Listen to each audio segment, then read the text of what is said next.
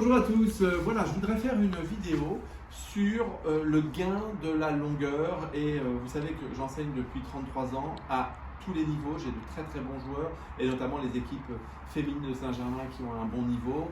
J'entraîne quelques joueurs professionnels et j'ai beaucoup de joueurs débutants, des joueurs même totalement néophytes, et j'ai d'ailleurs autant de plaisir à prendre des joueurs qui n'ont jamais joué au golf, des néophytes ou des débutants, que des très bons joueurs. J'ai autant de plaisir, je ne sais pas si j'ai même pas plus de plaisir. Voilà, et cette vidéo elle est importante parce que par expérience je remarque énormément de joueurs manquent de longueur, pourtant ils utilisent bien plutôt une bonne rotation du corps, ils arrivent à avoir pour certains profils un bon transfert, certains utilisent naturellement bien le sol, et il y a une chose très souvent qui n'est pas assez utilisée, c'est la vitesse de la tête de club. Il faut savoir que cette vitesse de la tête de club, elle va être gérée par deux leviers qui sont le coude et le poignet.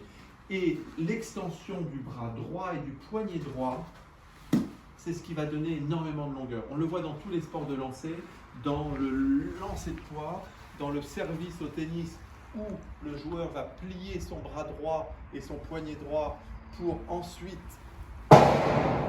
étendre le bras droit, pour avoir une extension du bras droit. Et au golf, ce n'est pas, évidemment, au tennis c'est vers le haut et au golf c'est vers le bas. Donc il y a un exercice qui est tout bête à faire.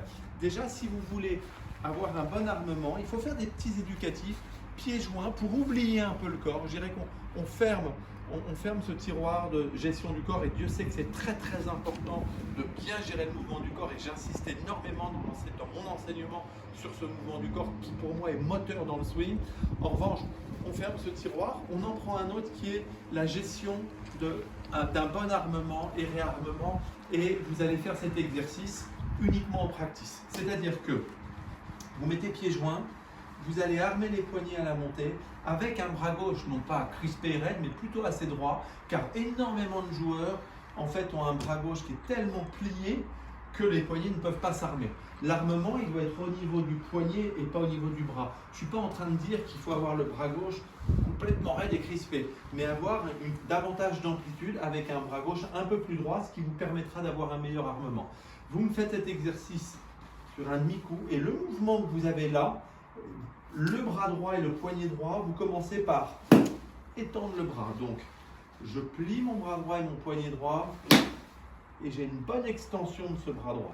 Donc, allongé dans la première partie, armé et étendez ce bras droit. Travaillez cette extension du bras droit, c'est très important.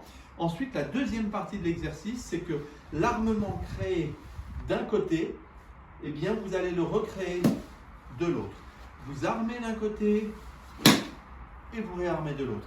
Vous allez, grâce à cet éducatif, apprendre à réarmer, à gifler la balle et à pouvoir mettre plus de vitesse. Et d'une manière très simple, vous allez vous rendre compte que la position du club ici va être exactement la même de l'autre côté. Le bras qui est vers vous, c'est le bras gauche qui est plutôt droit, et le bras qui est vers vous au retour, c'est le bras droit qui est plutôt droit. Le bras qui en revanche, à la montée derrière, c'est le bras droit qui est plié, et au retour, c'est le bras gauche qui est plié. Donc, j'arme mes poignets, pieds joints, j'arme mes poignets et je réarme mes poignets pour développer beaucoup plus de vitesse. Cet exercice, ou en tout cas ces deux petits exercices à faire, il est très important de ne le faire qu'au practice et de penser à cette action des mains et des poignets au practice. En aucun cas sur le parcours, vous devez gérer et penser à j'arme, je réarme. Parce que en voulant armer, ou en tout cas passer ses mains et réarmer dans la zone d'impact, vous allez le faire trop tôt, elle va aller à gauche, trop tard, elle ira à droite. Vous allez vouloir passer les mains, ce sont les épaules qui vont passer. Donc c'est plutôt dangereux.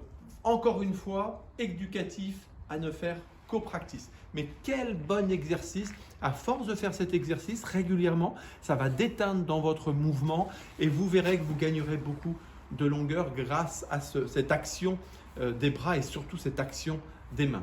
Voilà, à très bientôt pour une prochaine vidéo et merci de votre écoute. Bon golf, au revoir.